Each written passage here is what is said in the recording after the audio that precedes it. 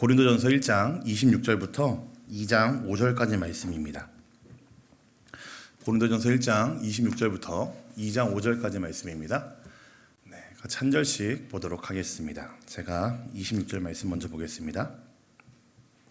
형제들아, 너희를 부르심을 보라. 육체를 따라 지혜로운 자가 많지 아니하며 능한 자가 많지 아니하며 문벌 좋은 자가 많지 아니하도다. 그러나 하나님께서 세상의 미련한 것들을 택하사 지혜 있는 자들을 부끄럽게 하려 하시고 세상의 약한 것들을 택하사 강한 것들을 부끄럽게 하려 하시며 하나님께서 세상의 천한 것들과 멸시받는 것들과 없는 것들을 택하사 있는 것들을 폐하려 하시나니 이는 아무 육체도 하나님 앞에서 자랑하지 못하게 하려 하심이라. 너희는 하나님으로부터 나서 그리스도 예수 안에 있고 예수는 하나님으로부터 나와서 우리에게 지혜와 의로움과 거룩함과 구원함이 되셨으니 기록된 바 자랑하는 자는 주 안에서 자랑하라 함과 같게 하려 함이라. 1절입니다. 형제들아, 내가 너희에게 나아가 하나님의 증거를 전할 때에 말과 지혜의 아름다운 것으로 아니하였나니 내가 너희 중에서 예수 그리스도와 그가 십자가에 못 박히신 것 외에는 아무것도 알지 아니하기로 작정하였음이라. 내가 너희 가운데 거할 때에 약하고 두려워하고 심히 떨었노라. 내 말과 내 전도함이 설득력 있는 지혜의 말로 하지 아니하고 다만 성령의 나타내심과 능력으로 하여. 같이 보겠습니다. 너희 믿음이 사람의 지혜에 있지 아니하고 다만 하나님의 능력에 있게 하려 하였노라. 아멘. 오늘도 저는 교회 이야기를 좀 하려고 합니다. 저는 교회 이야기와 선교 이야기 그리고 다음 세대 이야기를 할 때 저는 제일 신나는 것 같습니다. 제가 예전에 사역하던 교회가 고신 측에 있는 교회였었습니다. 그때 교회에서 주일 오후 세미나를 하게 되었는데 강사가 손봉호 교수님이었습니다. 우리 성도님 손봉호 교수님 아십니까? 네. 우리나라에서 손에 꼽히는 지성이시면서 동시에 우리 기독교 교계에서는 내노론하고 존경할 수밖에 없는 큰 어르신이 손봉호 교수님이시죠. 제가 그때 전도사 때였는데 교회에 그렇게 사역자가 많지는 않았습니다. 그래서 제가 그분을 모실 수 있게 되는 그 영광을 제가 얻게 되었습니다. 전화를 이제 하게 돼서 이제 계시는 곳까지 모시러 가겠다고 말씀을 드리니까 교수님이 이제 한사코 싫다고 이제 거절을 하시더라고요.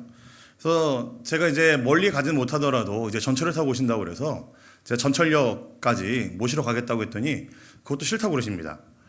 왜 그러냐면은 이제 주일이고 이제 아무리 전도사로도 사역자인데 자기 마음대로 어떻게 이제 불러낼 수 있고 내 편의를 이렇게 봐줄 수가 있냐. 그러니까 절대 오지 말아라 뭐 이렇게 얘기를 하셨습니다. 제가 몇 번 이제 간곡히 말씀드리니까 이제는 이제 짜증이 나셨는지 조금 이제 짐짓 엄한 목소리로 절대 오지 마십시오 이렇게 얘기하고 이제 전화를 끊게 되었습니다. 당시에 튼튼한 두 다리가 있는데 뭐하러 마중 나오냐 뭐 이런 얘기도 저한테 하셨었고요. 근데 주일 오후가 되어서 이제 오실 시간이 되었는데 좀 걱정이 됩니다. 마음이 이제 많이 쓰이더라고요. 왜냐면은 한 10년 전, 8년 전, 9년 전이었었는데 그때 이미 손봉호 교수님 연세가 70을 훌쩍 넘으셨을 나이였거든요.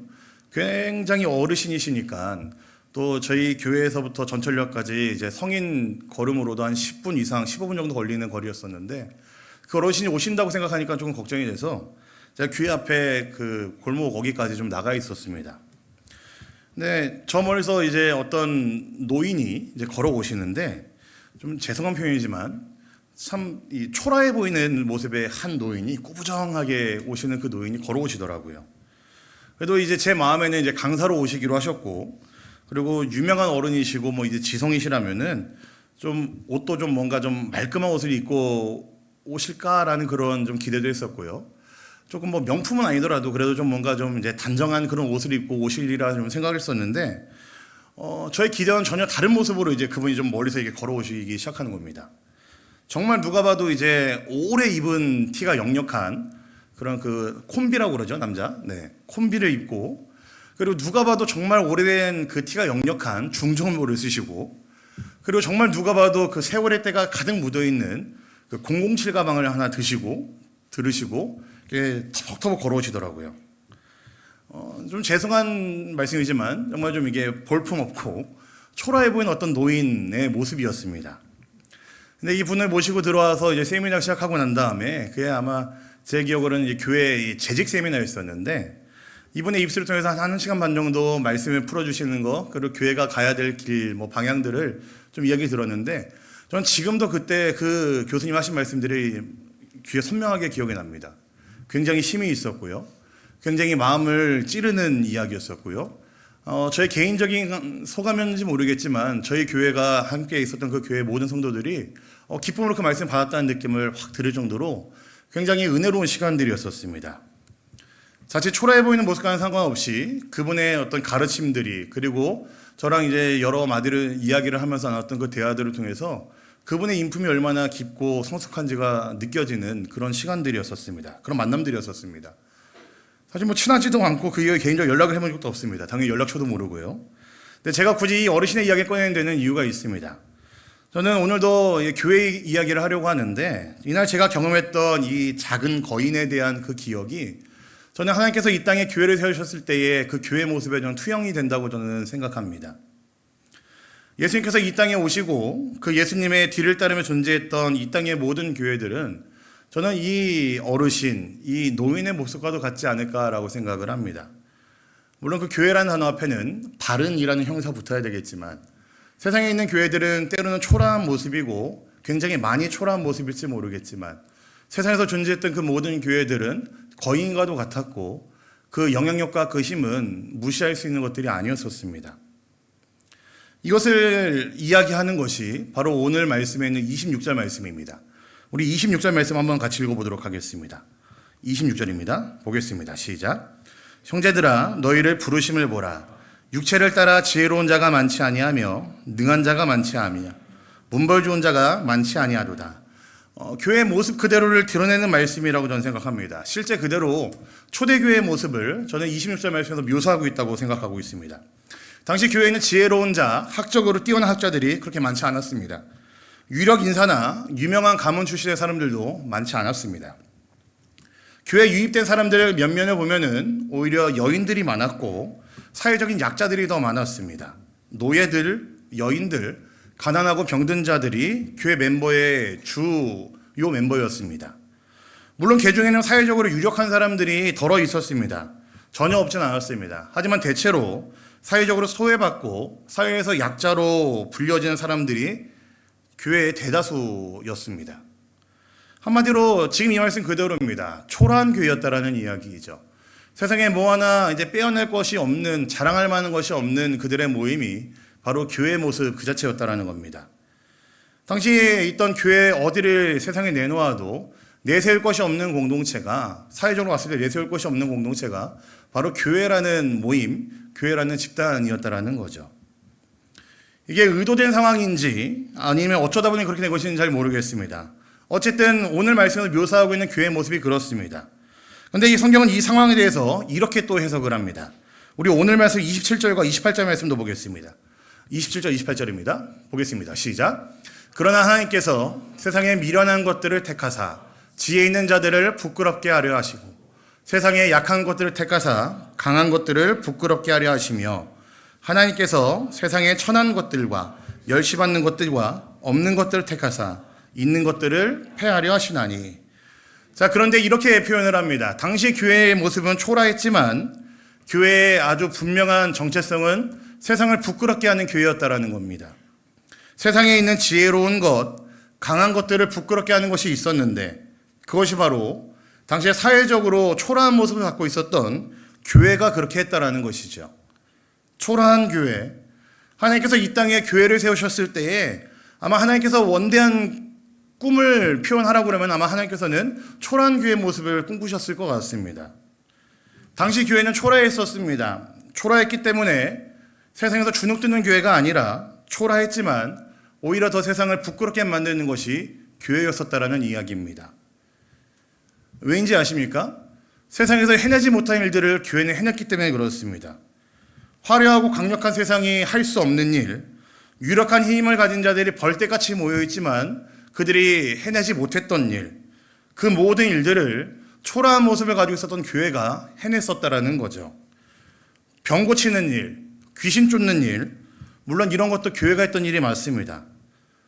하지만 이보다 더한 일을 교회가 했었는데 그게 무엇인지 아십니까? 초대교회에 일어났던 여러 기적들 가운데에서 가장 놀라운 기적은 교회 안에서 완벽한 사랑과 완벽한 나눔이 이루어졌었다라는 겁니다. 세상이 따라올 수 없는 사랑을 보여주는 것이 교회였었고 세상이 보여줄 수 없는 나눔을 해낸 것이 교회였었습니다. 사도행전 2장 43절부터 45절 말씀 보시면요, 이런 표현이 있습니다. 이렇게 기록되어 있습니다. 한번 같이 보시죠. 사도행전 2장 43절부터 45절입니다. 보겠습니다. 시작. 사람마다 두려워하는데 사도들로 말미암아 기사와 표적이 많이 나타나니 믿는 사람이 다 함께 있어 모든 물건을 서로 통용하고 또 재산과 소유를 팔아 각 사람의 필요를 따라 나눠주며. 이게 교회에서 있었던 모습입니다. 완벽한 사랑과 완벽한 나눔을 해내는 공동체가 교회였었다라는 거죠. 지금 읽진 않았지만요, 조금 더 내려가서 같은 본문 47절을 보시면 이런 표현이 있습니다. 교회가 온 백성에게 친송을 받더라. 여러분, 이게 감이 잡히십니까? 교회 공동체의 모습을 통해서요, 주변에 있는 모든 백성들이 믿는 사람이든 믿지 않는 사람이든 교회를 향한 칭찬을 끊이지 않고 했었다라는 겁니다. 여러분, 교회가 원래 이런 곳입니다. 온 백성에게 칭송을 받는 것이 교회 공동체고요. 초라한 모습일지 모르겠지만 세상에 해낼 수 없던 그 일들을 해낸 것이 교회였기 때문에 주변에 있는 모든 사람들이 교회를 보면서 칭찬하기를 그치지 않았습니다. 성경에 기록된 것을 보면은 아마 없는 말을 지어낸 것은 아니겠죠. 교회가 온 백성에게 칭송을 받았습니다.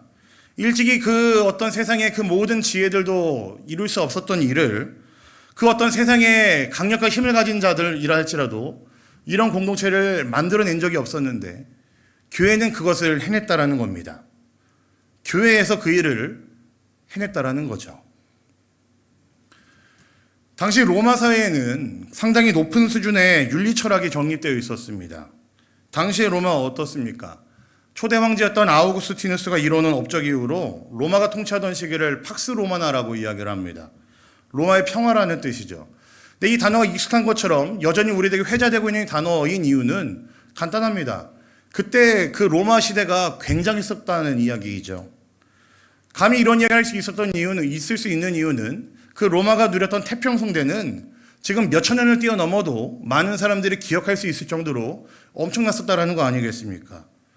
이들이 이뤄놓은 정치, 문화, 사회, 경제에서의 업적들은 지금도 전 세계 역사 어디를 뒤져봐도 유례를 찾을 수 없는 업적들이 가득합니다. 당시 로마에는 굉장히 높은 수준의 윤리 철학이 정립되어 있었습니다. 아리스토텔레스의 윤리학을 중심으로 해서 사람이 어떻게 살아야 되는지 맨날 가르치면서 공부하게 하고 묵상하게 했습니다. 무엇이든지 포용해야 된다, 무엇이든지 사랑해야 한다라고 가르치는 아름다운 윤리학도 당시 이미 로마에는 있었습니다. 지금까지 대학에서도 이것들을 교재로 사용할 정도로 굉장히 수준 높은 윤리 철학이 있었습니다. 그러나 지혜로운 아리스토텔레스의 윤리학도 사도행전 2장에서 말하는 공동체, 교회가 보였던 그 모습을 구해내지 못했습니다. 완벽한 나눔, 완벽한 사랑을 아리스토텔레스의 윤리도 구해내지 못했다라는 이야기죠. 교회만이 그것을 가능하게 했습니다. 여러분, 힘은 어떻습니까? 당시 로마 하면 군사 강대국이죠. 사람들로 하여금 무엇이든지 할 수 있게 만드는 엄청난 힘이 로마에 있었습니다. 황제가 그 모든 힘을 갖고 있었고 쥐락펴락하고 있었죠. 모든 길은 로마로 통한다라는 말이 여전히 남아있죠. 무엇을 의미합니까? 지금도 로마의 길이 세계 곳곳에 뻗어 있을 정도로 당시 로마 군사가 얼마나 강력했는지를 말합니다. 명령 한 번만 내리면은 시골 곳곳으로 들어갈 수 있을 정도로 그 모든 길을 닦아놓은 것이 로마의 기술이었고 언제든 전진할 수 있도록 만들어 놓은 것이 로마 군사들이었었습니다. 엄청난 힘을 이야기하죠. 그러나 그 황제의 힘으로도 그 막강한 군사력으로도 사도행전 2장에서 말하는 교회의 아름다운 모습들은 구현되지 못했습니다. 만들 수가 없었습니다. 진심으로 사랑하는 공동체, 진심으로 서로의 어려움과 고통을 나눌 수 있는 공동체, 진심으로 서로의 짐을 짊어질 수 있는 공동체, 그런 공동체를 아무리 강력한 힘을 가진 나라라 할지라도, 황제라 할지라도 만들어낼 수 없었습니다. 오직 교회만이 그것을 가능하게 했다라는 것이죠. 어떤 석학이 있어서 엄청난 철학이 존재하는 것도 아닌데, 어떤 절대자가 있어서 막강한 힘을 행사하는 것도 아닌데, 초라한 교회, 그 약해 보이는 교회가 그 일들을 가능하게 했습니다. 노예들, 여인들, 가난뱅이들이 주류를 이루고 있는 그 초라한 모습의 교회가 그 일들을 해냈습니다. 그래서 여러분, 교회는요, 초라하지만 세상을 부끄럽게 하는 모습을 이미 갖고 있습니다. 교회 시작에는 이미 그 DNA들이 있었다라는 거죠. 하나님께서 이 땅 위에 교회를 세우셨을 때 하나님의 청사진은 이거였을 겁니다. 세상에서 말하는 그 조건들을 들여가지고 엄청나 보이는 화려한 교회의 모습은 아니었지만, 오히려 약자들로 이루어진 교회였을지 모르겠지만, 세상에 있는 그 누구도 해낼 수 없는 일을, 세상에 있는 그 어떤 나라도 힘도 해낼 수 없었던 일을 하나님이 세우신 교회는 하게 할 것이라는 그 청사진을 하나님께서는 갖고 있었을 겁니다. 근데 조금 반전이 있습니다. 그래서 오늘 말씀을 좀 살펴볼 고린도 교회는 어떠했을까요? 고린도 교회는 예배입니다. 그렇지 못했습니다. 사도행전 2장에 소개한 그 교회와 그렇게 큰 시간 차이가 있지 않습니다. 거의 동시대입니다. 그럼에도 고린도 교회는 그 초대교회의 능력을 보이지 못했습니다. 사실 오늘 우리가 읽은 말씀은요, 사도 바울의 울분이 이 안에 담겨있는 말씀이라고 저는 생각을 합니다. 얘들아, 교회가 이런 교회가 되어야 되는데 지금 너희는 어떤 모습이니? 원래 교회가 이런 모습 아닌데 지금 너희들 모습 어떠니? 나 너무 속상해. 지금은 사도 바울이 그 이야기를 하고 있는 겁니다. 초대교회에서 상대적으로 유력한 사람이 많았던 교회가 고린도 교회였습니다. 뭐 대다수는 아니었겠지만 그래도 퍼센테이지가 조금 더 높았던 것이 고린도 교회였을 겁니다. 굉장히 개방된 도시였었고 부유한 사람도 덜어 있었고 워낙 번성하던 도시라서 그런지 모르겠지만 그래도 어느 정도 더 있었을 것 같습니다. 영적으로 은사를 받는 사람도 많이 있었던 교회였던 것 같습니다. 고린도 교회에 있었던 문제들을 하나씩 되짚어보면요, 아마 고린도 교회에서는 이제 신앙생활을 잘하는 사람들 많이 있었던 것 같아요. 돈 있는 사람도 꽤 있었고요. 신앙 활동을 열심히 하는 어떤 이제 열심당원들도 아마 많이 있었을 겁니다. 그런데 고린도 교회의 편지를 보시면은 아실 수 있죠. 교회가 아름답지 못합니다. 나눔의 공동체, 사랑의 공동체가 되어야 되는데 나눔과 갈라짐의 원상이 되어버렸습니다. 교회는 내가의 분파로 나눠서 싸우고 있었고요. 공공연하게 음행이 벌어지고 있었고요. 심지어 세상 법정에 가서 자신들의 일을 가지고 재판장에서 논하기까지 했습니다. 세상을 부끄럽게 만드는 것이 교회여야 되는데 고린도 교회는 세상 앞에 부끄러운 교회가 되어버렸습니다. 고린도 교회의 모습들을 하나하나 묵상하다 보니까요, 저는 고린도 교회의 모습이 지금 한국에 있는 교회들의 모습과 크게 다르지 않다라는 생각을 좀 하게 되었습니다. 우리 한국 교회는 이제 더 이상 초라한 교회가 아니죠. 부자들도 많고 배운 사람들도 많고 사회적으로 유력 인사는 정말 셀 수 없이 많이 있습니다. 역대 대통령부터 시작해서 국회의원들의 3분의 1 정도가 기독교 신자라는 이야기를 들은 적도 있습니다. 제가 얼마 전에 기사를 통해서 알게 되었는데요. 방송 3사 있죠. KBS, MBC, SBS. 이 방송 3사를 제외하고 제일 이제 부자인 방송사가 있다고 합니다. 혹시 그게 어딘지 아십니까? 네, 그게 극동방송이랍니다. 방송 3사 바로 밑에 위치하는 그 랭크되어 있는 그 돈이 많은 방송사가 극동방송이랍니다. 기독교 방송사죠. 세계에서 제일 큰 교회들을 이제 랭크해 봤더니 1위부터 20위까지가 전부 다 우리 교회에 있습니다. 우리 교회가 아니죠. 우리나라에 있습니다. 네. 저희 교회에 있으면 좋겠습니다. 네. 1위부터 20위까지가 전부 다 우리나라에 있답니다. 이처럼 교회는 돈도 많아지고요. 사회 각계각층에 영향력 행사하는 인물도 많아지기 시작했습니다. 입지전적인 인물들도 많이 있죠. 더 화려해져 갑니다. 그래서 조목조목 우리 한국 교회는요, 참 고린도 교회를 많이 닮아 있는 것 같습니다. 초라한 교회가 아니라 화려한 교회가 되어버렸습니다. 화려한 교회가 되는 동시에 교회 곳곳에서 일어나는 그 가슴 아픈 모습들은, 그 속상한 모습들은, 세상 앞에 부끄러운 모습들을 많이 보이게 되었죠. 혹시 우리 상하이 한인연합교회가 그런 모습이 있지 않는지 한번 돌아볼 필요가 있을 것 같습니다. 이런 일들이 왜 일어났을까요? 왜 한국교회가 화려해졌고 화려한 모습 뒤에 여러 가지 세상을 부끄러운 모습들을 많이 갖게 되었을까요? 단순히 화려하기 때문만은 아닐 겁니다. 교회가 교회담을 잃어버렸기 때문이고 교회가 당연히 갖고 있어야 되는 그 모습들을 잃어버렸기 때문이라 사도 바울은 그렇게 진단을 내렸습니다. 두 가지 진단을 내렸는데 사도 바울은 이렇게 진단을 내렸습니다. 하나는 교회 안에 있어야 될 것이 없는 것이 문제이고 또 다른 하나는 교회에 없어야 되는 것이 있어서 문제라고 진단을 내렸습니다. 말장난 같지만 사도 바울이 뭐라고 진단을 내렸다고요? 교회 안에 없어야 될 것이 있는 것이 문제이고 있어야 될 것이 없어서 문제인 겁니다. 첫 번째로는요, 없어야 되는데 있는 것이 있었습니다. 그게 바로 자랑이라고 사도 바울은 표현을 했습니다. 오늘 말씀 29절에 그 단서가 있는데요. 29절 말씀 한번 볼까요? 29절입니다. 보겠습니다. 시작. 이는 아무 육체도 하나님 앞에서 자랑하지 못하게 하려 하심이라.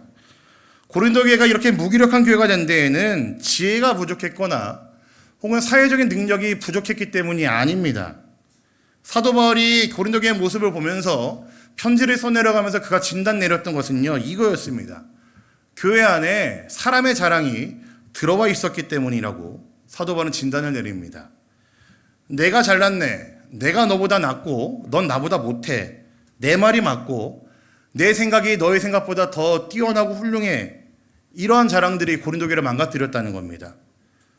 자랑이 있는 곳에는 능력이 있을 리 없죠. 성경의 오래된 진리 아니겠습니까? 많은 사람들이 사랑하는 성경의 교리가 있습니다. 믿음으로 구원받는다, 이신칭의가 바로 그거죠. 저희가 얼마 전에 새벽마다 로마서를 묵상했을 때 아마 많은 성도님들이 은혜를 받으셨으리라 생각을 합니다. 여러분, 이신칭의 교리가 말하는 것이 무엇이죠? 오직 은혜로 구원받은 우리에게는 자랑할 것이 없다라는 것이 이신칭입니다. 내 힘으로 한 것이 아니고 하나님의 은혜로 했기 때문에 받은 구원이기 때문에 그 안에 내가 말하는 자랑, 내가 갖고 있던 어떤 능력은 그 안에 털럭 한 올이라도 들어갈 수 있는 것이 없다라는 것이 이신칭의 교리입니다. 내 힘으로 받은 것이 아님을 이야기하는 것이고 내가 자랑할 것이 아님을 이야기하는 것이죠. 전적인 은혜를 이야기합니다. 근데 여기에 우리의 자랑이 끼어들면 어떻게 될까요? 복음이 아니게 되죠. 은혜가 더 이상 은혜가 아니게 됩니다. 그래서 사도 바울은 이신칭의를 강력하게 이야기하는 로마서에서 우리들이 갖고 있는 자랑과 그렇게 열심히 싸웁니다. 우리가 받게 되는 구원은 너희가 갖고 있는 능력으로 된 거 아니야. 너희가 갖고 있는 그 능력이 조금이라도 들어가서 우리가 받은 구원이 있는 게 아니야 라고 이야기를 하죠. 그리고 고린도전서에서 사도 바울은요, 이 사람의 자랑과 계속해서 싸워나가는 겁니다. 우리의 구원이, 우리의 복음이 자랑이 끼어들면은 그게 더 이상 복음이 아니게 된다는 겁니다. 우리의 은혜, 우리가 받은 은혜에 사람의 자랑이 끼어들면은 그게 더 이상 하나님의 은혜가 아니게 된다는 겁니다. 교회도 마찬가지라는 겁니다.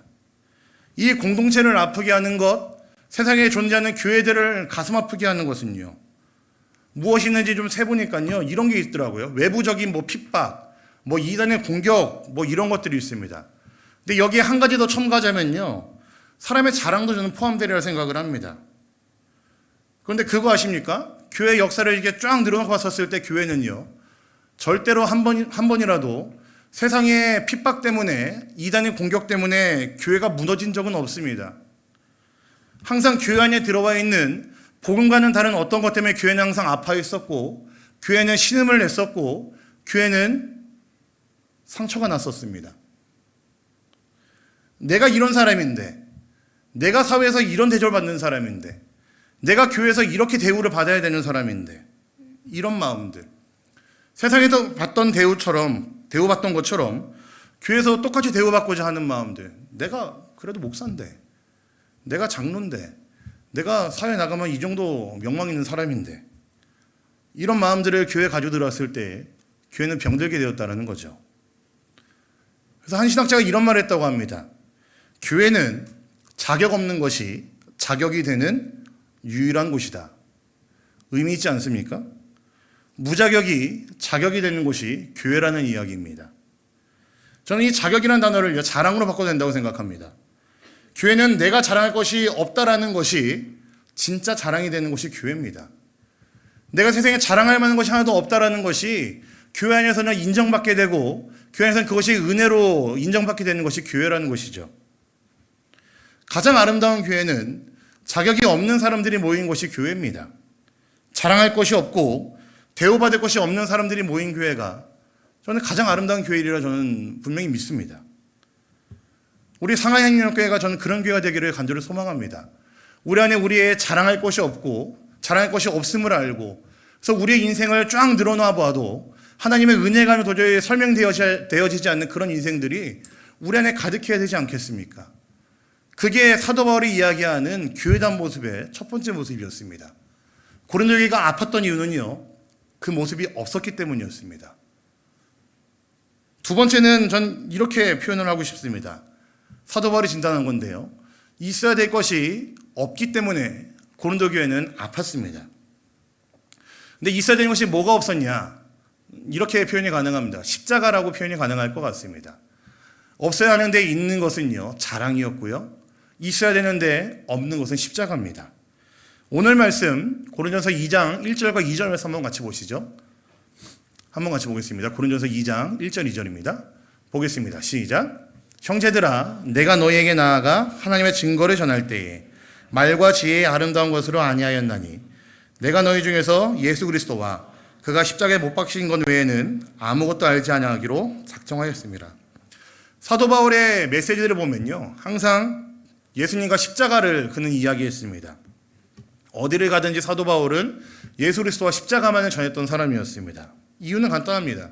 이것이 복음의 중심이기 때문에, 교회는 바로 예수 그리스도의 십자가가 아니면 세워질 수 없는 곳이기 때문에 사도 바울은 어디를 가든지 어느 교회를 가든지 어떤 편지를 쓰든지 항상 예수 그리스도와 십자가를 이야기했습니다. 근데 지금 우리가 읽은 말씀 고린도전서 2장 1절 2절 말씀 뭔지 아십니까? 이런 느낌입니다. 사도 바울이 탄식하고 있는 겁니다. 내가 이 교회 올 때부터 마음먹은 것이 있는데 십자가를 온전히 전하고 세우는 것이었는데, 그렇게 사역했었고 나는 그것을 바라면서 교회를 세웠는데, 근데 너희들 그 십자가 어디다가 팔아먹었니? 너희 안에 내가 세워놓은 그 십자가 어디 갔니? 사도 바울이 이렇게 이야기하고 있는 겁니다. 너에게 온전히 전했던 그 십자가가 왜 너희 안에 없니? 지금 이 이야기를 하고 있습니다. 제가 조금 앞에 우리 한국교회는 고린도 교회를 많이 닮았다고 말씀을 드렸죠. 좋은 사람들도 많이 있고 귀한 것들이 많이 있지만 교회 내에 예수 그리스도의 십자가가 많이 지워져 있다는 생각을 거둘 때도 있습니다. 제가 참 좋아하고 존경하는 목사님이 제가 목사 안수 받았을 때 저한테 해주신 이야기가 있어요. 벌써 이제 얼마 되지 않아요. 한 7년 됐는데, 그런데 그 말씀이 저한테는 굉장히 이제 오래도록 남는 말씀이었습니다. 그 목사님이 이제 선교사님이신데 저한테 이렇게 이야기하시더라고요. 목사님, 제가 선교사로 많이 돌아다니 봤고 많은 목회자 선교사님들의 모임에 참여도 많이 해봤는데, 근데 그 많은 모임, 많은 분들을 만나고 오면은 항상 속이 제가 갑갑했습니다. 근데 왜 그게 그렇게 갑갑했는지 아세요?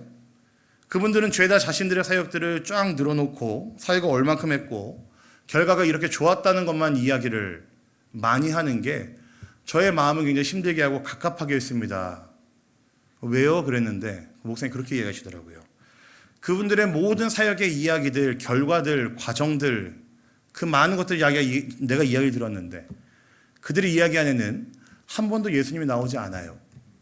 그러니까 나 목사님은 죽을 때까지 예수님 이야기 많이 하는 목회자가 되면 좋겠어요. 저한테 그런 얘기를 하셨습니다.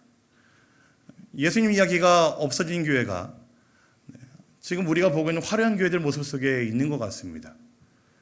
십자가 이야기를 많이 하고 그 은혜를 우리가 더 깊이 깨달아야 되는데 지금 눈에 보이는 화려한 교회들 안에는 그 십자가가 많이 가려졌다는 생각이 들 때도 많이 있습니다. 방금 전에 교회 내에 있어야 할 것이 없고 없어야 될 것이 있는 것이 문제라고 말씀드렸습니다. 참 재미있는 것은요, 예수 그리스도의 십자가가 이 교회 안에 제대로 서 있으면은 교회 내에 당연히 없어야 될 것들은 반드시 없어질 겁니다. 십자가가 온전히 바울의 마음에 새겨졌을 때 바울의 고백은 이거였습니다. 오호라 나는 공고한 사람이로다, 이거였습니다. 또 더 나아가서는요, 나는 죄인 중에 괴수입니다라는 고백을 했습니다. 그가 자랑할 것이 없어졌다라는 이야기죠. 베드로는 어땠는지 아십니까? 주님, 나를 떠나시옵소서, 내가 죄인입니다, 이 고백을 했습니다. 십자가가 우리 마음에 반드시 있어야 되는 자리에 있다면은 우리 안에 있어야 되는, 우리 안에 없어야 될 것들이 있는 사람들은 그것들이 금세 사라진다라는 이야기죠. 우리의 자랑들, 헛된 생각들은 사라진다라는 이야기입니다. 말씀을 마무리하겠습니다. 교회 성장 연구소라는 곳이 있습니다. 근데 그곳에서 2019년 교회 인식 설문조사라는 것을 했는데 19년도 데이터입니다. 한국 교회가 해결해야 될 가장 시급한 문제라는 주제로 사람들에게 설문조사를 했습니다. 사람들의 답변 가운데 이런 것들이 나왔어요. 영성 회복, 예배 회복, 전도 회복, 이런 것들이었습니다. 세속화 경계 이런 것도 있었어요. 제가 지금 말씀드린 이 항목들은요, 굉장히 퍼센테이지가 낮은 것들입니다. 제일 큰 퍼센테이지 차지한 것이 무엇인지 아십니까? 한국교회가 회복해야 될 가장 큰 문제, 일반 성도들이 답한 문제입니다. 이거입니다. 교회다움, 목사다움, 성도다움의 회복. 이게 가장 큰 퍼센트를 차지했던 모든 성도들이 느끼고 있는, 가장 많은 성도들이 느끼고 있는 한국교회에서 해결해야 될 문제였습니다.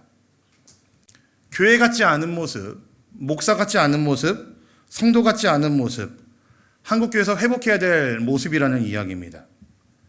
여러분, 교회다움이 무엇일까요? 성도다움이 무엇일까요?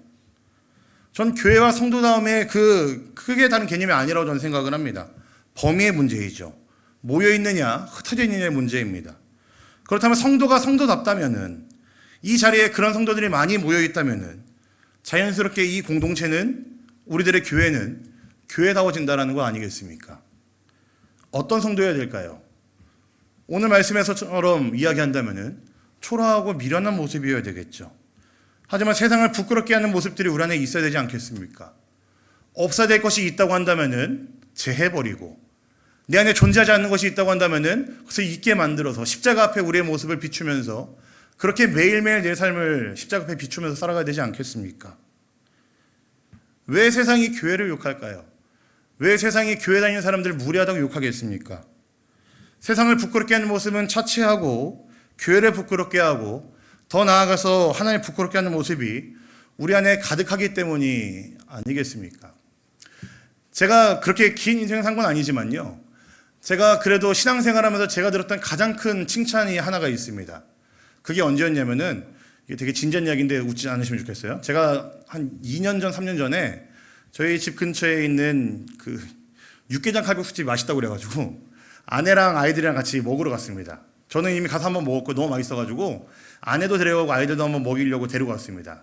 근데 갔더니 이제 아이들이, 어린아이들이 있으니까 거기서 이제 소면을 삶아가지고 참기름 이렇게 발라가지고 주시더라고요. 한 2그릇 주셨어요. 아이들 먹이라고.